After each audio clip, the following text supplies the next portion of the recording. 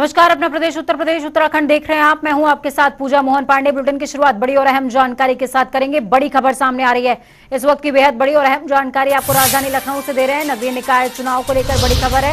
राज्य निर्वाचन आयोग ने सभी डीएम को निर्देश जारी कर दिए हैं। नगर निकाय चुनाव की तैयारियों को लेकर ये निर्देश दिए गए हैं। नामांकन पत्र छपवाने के सभी डीएम को निर्देश दे दिए गए हैं। आपको बता दें, नामांकन पत्र के निर्धारित प्रारूप छपवाने के निर्देश दिए गए हैं।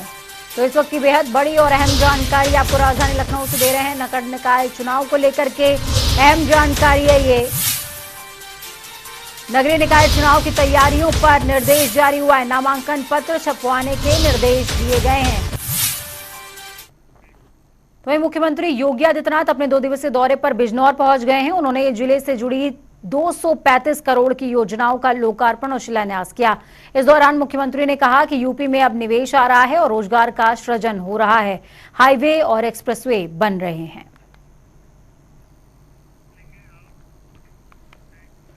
दूसरी तरफ प्रदेश भाजपा अध्यक्ष पद पर नियुक्त होने के बाद भूपेंद्र चौधरी पहली बार अपने गृह जनपद मुरादाबाद पहुंचे। इस दौरान भाजपा कार्यकर्ताओं में गजब का उत्साह देखने को मिला। कार्यकर्ताओं ने भाजपा प्रदेश अध्यक्ष के स्वागत में बुलडोजर से फूल बरसाए हैं। इस दौरान भाजपा कार्यकर्ताओं ने रोड शो भी निकाला। लेकिन जब भूपेंद्र चौधरी सड़कों पर चल रहे थे, उस दौरान कार्यकर्ताओं ने बुलडोजर से भूपेंद्र चौधरी पर फूल बरसाए हैं और बुलडोजर एक बार फिर से रोड शो के दौरान आकर्षण का केंद्र बना रहा। तो वहीं दूसरी तरफ मुख्यमंत्री योगी आदित्यनाथ से मेरठ दौरे के माफ कीजिएगा मुरादाबाद दौरे के दौरान मिलने पहुंचे सपा सांसद डॉक्टर एसटी हसन ने मीडिया से बात करते हुए कहा कि सरकार अगर मुस्लिम युवाओं के लिए रोजगार मेला लगाने जा रही है, ये अच्छी बात है, लेकिन केवल मुस्लिम की बात मत करिए। हम सब देशवासी हैं, सबको रोजगार की जरूरत है, क्योंकि मुस्लिम सबसे ज्यादा पिछड़े हुए हैं, सबसे गरीब हैं, इसलिए उन्हें रोजगार की सबसे ज्यादा जरूरत है और हम इस बात का स्वागत भी करते हैं। का विकास क्या आजम खान जी को लेकर के कोई बातचीत करना पसंद करेंगे? जाहिर है आजम खान साहब के लिए भी बात करेंगे और समाजवादी पार्टी। झारखंड के दुमका की बेटी अंकिता की हत्या मामले पर अयोध्या में हनुमानगढ़ी के पुजारी राजू दास ने एक विवादित बयान जारी किया और कहा कि जो भी व्यक्ति अंकिता के हत्यारे शाहरुख को जिंदा पेट्रोल डालकर जलाएगा, उसे वो 11 लाख रुपए का इनाम देंगे।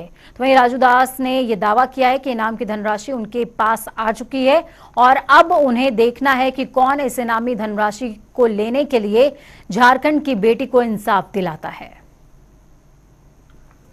झारखंड की एक सामान्य परिवार की रहने वाली अंकिता, जो पढ़ने में बहुत तेज थी, उसके मन में कुछ बनने की ललक थी, लेकिन नजर लग गया एक शाहरुख नाम का मुस्लिम युवक का, जिसने जबरदस्ती उसको निकाह करने की प्रयास किया और जबरदस्ती इतना किया, जब उसने मना कर दिया तो पेट्रोल डालकर और आग लगा दिया घर में। कैबिनेट मंत्री अनिल राजभर ने सुहेलदेव भारतीय समाज पार्टी के अध्यक्ष ओम प्रकाश राजभर पर तंज कसा। उन्होंने कहा, ओम प्रकाश राजभर की छड़ी सहारा खोज रही है, बिना सहारे के वो बेसहारा हो चुके हैं। क्या मैंने लखनऊ में भी कहा कि ओम प्रकाश राजभर की छड़ी सहारा खोज रही है। आप बिना सहारा की वो बेसहारा हो जाती है। क्या लगता है बीजेपी अब सहारा बनेगी उनकी? लेकिन अब सुर तो भाजपा वाले गा रहे हो। नहीं, हमारे यहाँ कोई जगह नहीं, कोई वैकेंसी। राजभर के सुर जो है भाजपा के हो गए। नहीं, कोई वो उनका मन करे वो अपना। मैं क्या कह रहा हूँ कि वो सहारा खोज रहे हैं। जो कभी योगी जी पे मोदी पे हावी रहते थे, आज उनकी मतलब सहारा खोजने का वो एक उनका प्रयास है। तो अनिल राजभर को सुन रहे थे आप। साफ तौर पर कहते नजर आए कि ओम प्रकाश राजभर मौजूदा वक्त में सहारा खोज रहे हैं और उनकी छड़ी बेसहारा हो चुकी है। शामली में असामाजिक तत्वों ने एक बार फिर से माहौल बिगाड़ने की कोशिश की है। कैसे? शामली की ग्राम देवता के मंदिर में 11 जगहों पर मांस के टुकड़े फेंके गए। मामले की सूचना पर प्रशासनिक अधिकारी मौके पर पहुंचे और मांस के टुकड़ों और मंदिर परिसर की वीडियोग्राफी कराई गई। उनको परीक्षण के लिए भेज दिया गया है। साथ ही पुलिस ने इस प्रकार की घटना करने वाले अपराधियों के खिलाफ कठोर कार्रवाई करने की बात भी कही है। किसी ने मांस के टुकड़े डाल पकेल दिए और अभी इससे पहले तो कभी हमारे यहाँ गांव में नहीं हुआ, लेकिन आज भूमिया खेड़े पे 11 जगह मांस के टुकड़े फकेल दिए और ये जानकारी करने की कोशिश कर रहे किसने इस तरीके का ये शरारती तत्व ने काम किया। मुख्यमंत्री की नाराजगी के बाद पुलिस प्रशासन ट्रैफिक व्यवस्था को सुधारने में जुट गया है। अब लखनऊ में बसों और अन्य वाहनों से लगने वाले लंबे जाम को हटाने के लिए पुलिस अधिकारियों ने कमर कस ली है। अधिकारियों ने लोगों को जाम से मुक्ति दिलाने के लिए रोड मैप तैयार किया है। फिलहाल बसों की आवाजाही को लेकर 1 वे रूट बनाने की तैयारी है और इसके अलावा टैक्सी स्टैंड को भी शिफ्ट किया जा सकता है। पुलिस के अधिकारियों का साफ तौर पर कहना कि खराब सड़कों का भी जल्द निर्माण कराएंगे ताकि सड़कों का चौड़ीकरण हो सके और ठेले को हटाने के बाद डिवाइडर को बनाकर ट्रैफिक को सुचारू किया जा सके। को सुधारने के लिए बहुत मेहनत कर रहे हैं और प्लानिंग कर रहे हैं। विभिन्न विभागों से जिनका जो आवश्यकता पड़ती है उन अधिकारियों से भी संवाद किया गया है, बैठकें किया गया है और जहां बस अड्डे के पास जो जाम की समस्या है वहां के जो अधिकारियों के साथ हम लोगों ने चल के देखा है और जो जाम न लगे इस संबंध में सभी को निर्देशित किया गया है और हमारे जो पुलिस अधिकारी कर्मचारी उन लोग को भी जो निर्देशित किया गया है कि रोड पे जो अवैध रूप से कोई गाड़ी खड़ा न रहे।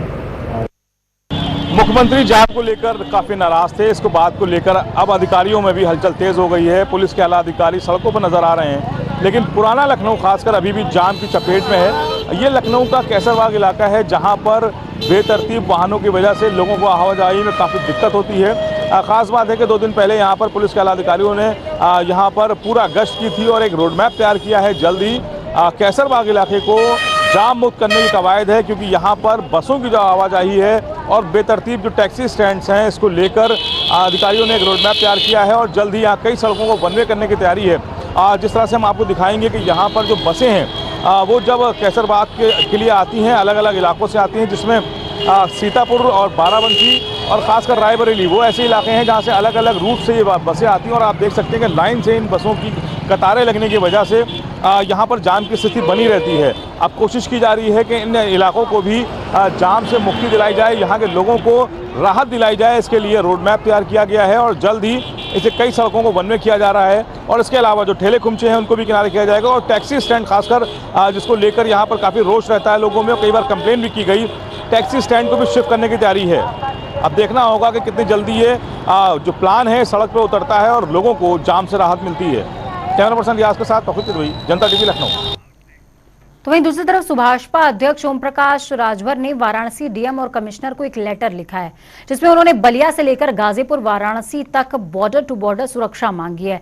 हालांकि यूपी सरकार ने उन्हें Y+ कैटेगरी की सुरक्षा पहले ही दे रखी है, लेकिन शायद ओपी राजभर का भरोसा Y+ सुरक्षा पर कम है। सुभाषपा अध्यक्ष का साफ तौर पर कहना कि ओपी राजभर को जीवन भय बना रहता है, उनकी सुरक्षा बेहद जरूरी है।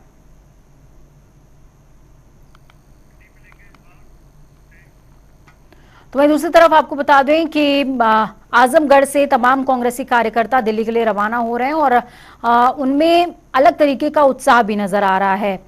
सभी कांग्रेस कार्यकर्ता महंगाई पर दिल्ली के रामलीला मैदान में आयोजित महंगाई पर हल्ला बोल रैली में शामिल होने के लिए निकले। तो वहीं जिला अध्यक्ष प्रवीण कुमार सिंह ने कहा कि हाईकमान के आह्वान पर हमारे तमाम उत्साही कार्यकर्ता दिल्ली में महारैली में शामिल होकर केंद्र सरकार को महंगाई बेरोजगारी पर घेरेंगे और केंद्र की तानाशाह सरकार को कड़ा संदेश देंगे।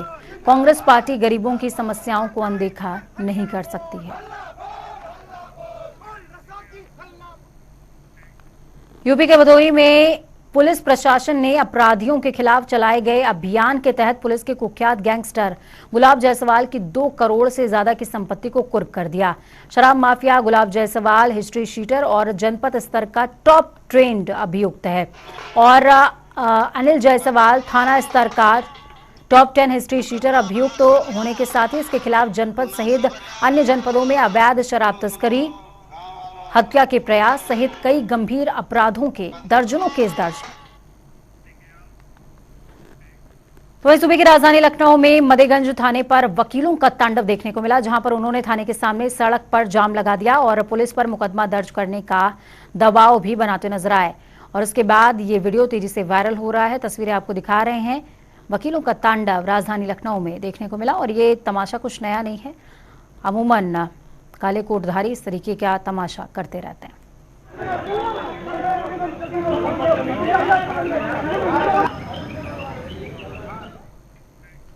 तो वहीं जालौन के प्राथमिक विद्यालय अमखेड़ा के शिक्षक विपिन उपाध्याय को जल्द ही राज्य शिक्षक पुरस्कार मिलेगा। आपको बता दें कि शिक्षा को उत्कृष्ट और विद्यालय को मॉडल बनाने के लिए विपिन उपाध्याय का नाम चयनित हुआ है। विपिन उपाध्याय जालौन के प्राथमिक विद्यालय अमखेड़ा में सहायक अध्यापक के पद पर तैनात हैं। उनको 5 सितंबर यानी कि शिक्षक दिवस के मौके पर राज्य शिक्षक पुरस्कार से सम्मानित किया जाएगा और सम्मानित करने का काम मुख्यमंत्री करेंगे।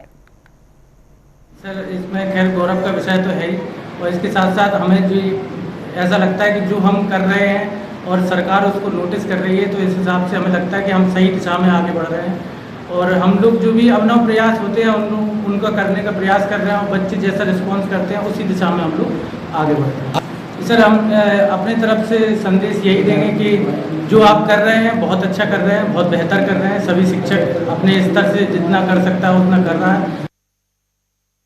तो वहीं दूसरी तरफ गाजियाबाद के निजी अस्पताल का उप मुख्यमंत्री ब्रजेश पाठक ने कुछ दिनों पहले निरीक्षण किया था। निरीक्षण के बाद अस्पताल के स्टाफ को सख्त हिदायत दी गई थी कि मरीजों का सही तरीके से इलाज किया जाए और तमाम सुविधाएं मुहैया कराई जाएं। लेकिन उप मुख्यमंत्री के दौरे के बावजूद अस्पताल के हालात जस के तस बने हुए हैं, कोई सुधार नहीं। ऐसा हम इसलिए कह रहे हैं क्योंकि अस्पताल में मरीजों को बाहर की दवाइयां लिखी जा रही हैं, जिन्हें खरीदना मरीजों के लिए काफी मुश्किल हो गया है। और इसी को लेकर जब अस्पताल के डॉक्टर मनोज कुमार चतुर्वेदी से बातचीत की गई तो उनका कहना है कि इस तरह का कोई मामला सामने आता है तो उस पर वो कार्रवाई करेंगे। आपत्तिजनक है। हर 15 दिन डॉक्टर को बताया जा रहा है कि दवा बाहर से न लगे, मरीज से अच्छे बिहेव करें। बहुत ही अगर इमरजेंसी होती है तो जनरली दवा ले सकते हैं आयुष्मान स्टोर से। मेरे संज्ञान में ऐसे आ गया तुरंत कार्रवाई की जाएगी और फर्ज को लिख कर दिया जाएगा। तो प्रदेश में तेजी से बढ़ रही शहरी आबादी को देखते हुए सीएम योगी ने राष्ट्रीय राजधानी क्षेत्र यानी कि एनसीआर के ही तर्ज पर लखनऊ और आसपास के कई जिलों को मिलाकर उप राज्य राजधानी क्षेत्र यानी कि यूपीएससीआर के गठन की प्रक्रिया को आगे बढ़ाने के निर्देश दिए हैं। उन्होंने प्रस्तावित एससीआर में लखनऊ के अलावा उन्नाव, सीतापुर, रायबरेली, बाराबंकी, कानपुर नगर और कानपुर देहात को शामिल करते हुए जल्द ही प्रस्ताव तैयार करने को कहा।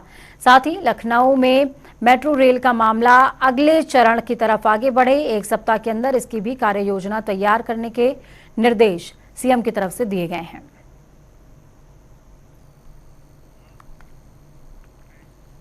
तो सीएम के एक्शन पर सपा का रिएक्शन सामने आया है। सपा प्रवक्ता ने लखनऊ को एनसीआर की तर्ज पर बनाने को लेकर के बीजेपी पर निशाना साधा है। सपा प्रवक्ता अमित जयमई ने कहा कि वाराणसी के क्योटो बन जाने की अपार सफलता के बाद एनसीआर की बहस सिर्फ और सिर्फ एक शगुफा है। 2017 के बाद लखनऊ में आज तक ना तो आर्थिक सुधार हुए, बिजनेस या फिर आईटी हब तैयार नहीं हुआ, फिर एनसीआर काहे का। लखनऊ को एनसीआर बनाने का समाजवादी पार्टी ये सवाल करती है कि मुख्यमंत्री योगी जी 2017 के बाद लखनऊ ना इकोनॉमिक हब के मामले में एक कोई इंडस्ट्री लखनऊ के आसपास लगी, लखनऊ में ना कोई इकोनॉमिक सेक्टर में कोई बहुत बड़ा इन्वेस्टमेंट हुआ, लखनऊ में ना ही कोई आईटी हब का कोई नया वेंचर ने यहां कदम रखा। सवाल ये है कि 2017 के बाद जब आप पूरे लखनऊ में चाहे कोई बड़े हॉस्पिटल्स हों, चाहे कोई बड़ा इन्वेस्टमेंट हो, जब आप नहीं कर पाए, ये एनसीआर बनने का शगुफा बिल्कुल वैसे ही है जैसे कि हमारा वाराणसी क्योटो बन चुका है। तो अमित जयमई को सुन रहे थे आप। साफ तौर पर उन्होंने वाराणसी के क्योटो बन जाने को लेकर के भी तंज कसा है और साफ तौर पर कहा कि वाराणसी को तो क्योटो बना दिया साहब, अब लखनऊ को एनसीआर मत बनाइए। खबरों में आगे बढ़ते हैं। मुख्यमंत्री योगी आदित्यनाथ बिजनौर के पहले मुरादाबाद में थे और मुरादाबाद मंडल के 2 दिवसीय दौरे पर पहुंचे हुए थे। उनके साथ में बीजेपी के नवनियुक्त प्रदेश अध्यक्ष भूपेंद्र सिंह भी मौजूद थे। सीएम ने सर्किट हाउस में जनप्रतिनिधियों की मीटिंग करी। पार्टी पदाधिकारियों के साथ बैठक में सपा सांसद और विधायक भी मौजूद रहे। बैठक के दौरान सीएम योगी ने जनप्रतिनिधियों से मुरादाबाद के विकास कार्यों की जानकारी हासिल करी और सुझाव भी मांगे। इस दौरान सीएम ने प्रदेश अध्यक्ष चौधरी भूपेंद्र सिंह की तारीफ भी करी। सीएम ने कहा, आज उनके जनपद आया हूं, आज उनके स्वागत का दिन है। सीएम की बैठक में शामिल होने के लिए बीजेपी के नेताओं के साथ ही सपा सांसद डॉक्टर एसटी हसन, कुंदरकी विधायक जिया उर रहमान, बिलारी विधायक और साथ में अलग अलग जगहों के विधायक भी शरीक हुए।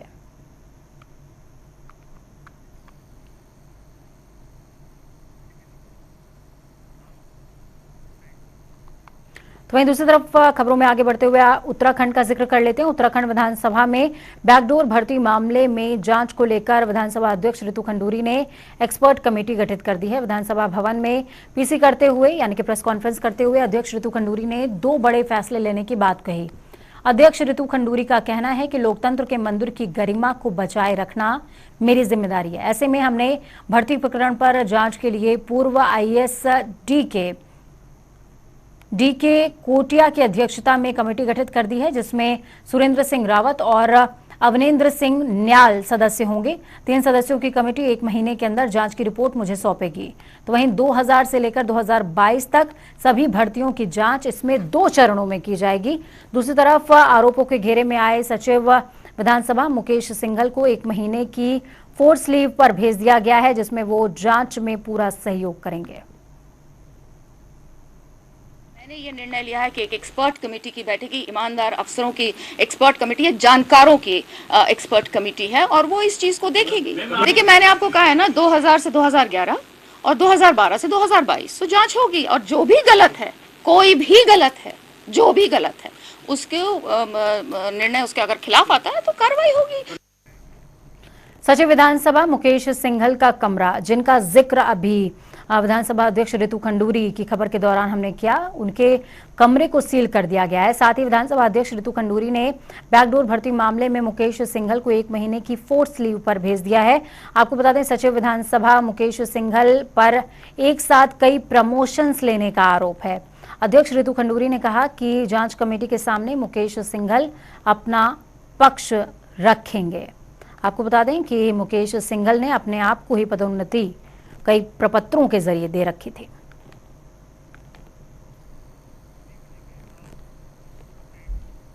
तो हल्द्वानी के केंद्रीय रक्षा मंत्री अजय भट्ट ने नशा मुक्ति जागरूकता अभियान में शिरकत करी, जिसमें बड़ी तादाद में युवा शामिल हुए। अजय भट्ट ने रंगारंग कार्यक्रमों और सांस्कृतिक कार्यक्रमों के बीच युवाओं को नशे से दूर रहकर समाज के प्रति अपनी अहम जिम्मेदारी निभाने के लिए संबोधित किया और साथ ही कहा कि आज का युवा कल का भविष्य है, इसलिए सभी प्रकार के नशे से उन्हें दूर रहना ही चाहिए और अपना बेहतर भविष्य संवारने के लिए मेहनत करनी चाहिए।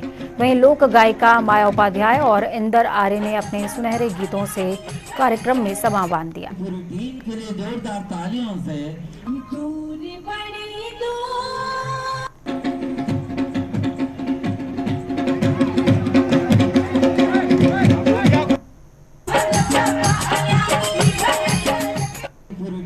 नशे ने आज हमारे युवा पीढ़ी को खोखला कर दिया है।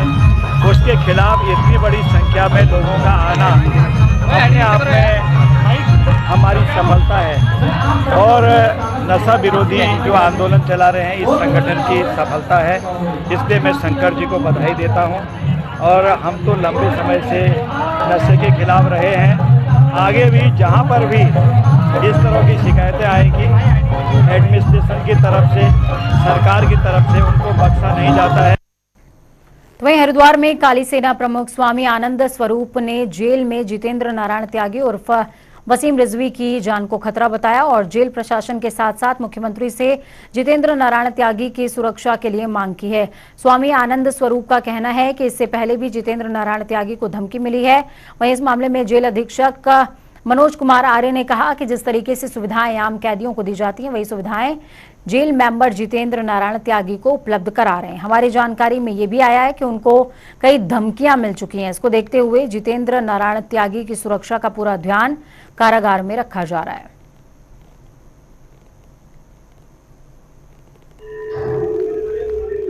जितेंद्र नारायण त्यागी माननीय न्यायालय के आदेश से जो है कारागार में आए हैं और पूर्व में जिस तरीके की सुरक्षा व्यवस्था हमने उनके लिए रखी थी, उसी प्रकार की सुरक्षा व्यवस्था भी इस बार भी जो है कारागार में रखी गई और बिल्कुल यहाँ सुरक्षित तरीके से रहेंगे। जितने जिहादी हैं और टॉप ग्रेड के जिहादी हैं, जो हत्यारे हैं, जो हत्याएं कर रहे हैं, सीरियल किलर हैं, वो जितेंद्र नारायण त्यागी उर्फ वसीम रिजवी के पीछे पड़े हैं। उनकी किसी भी तरह से हत्या कर सकते हैं। और हरिद्वार जेल की हालत ये है कि 80% जिहादी हैं उस जेल में। तो मैं जेल प्रशासन से, हरिद्वार प्रशासन से और उत्तराखंड के मुख्यमंत्री से विशेष आग्रह कर रहा हूं कि जितेंद्र नारायण त्यागी की जान को खतरा है, जेल में उनको उचित सुरक्षा मुहैया कराई जाए ताकि उनकी जान बची रहे।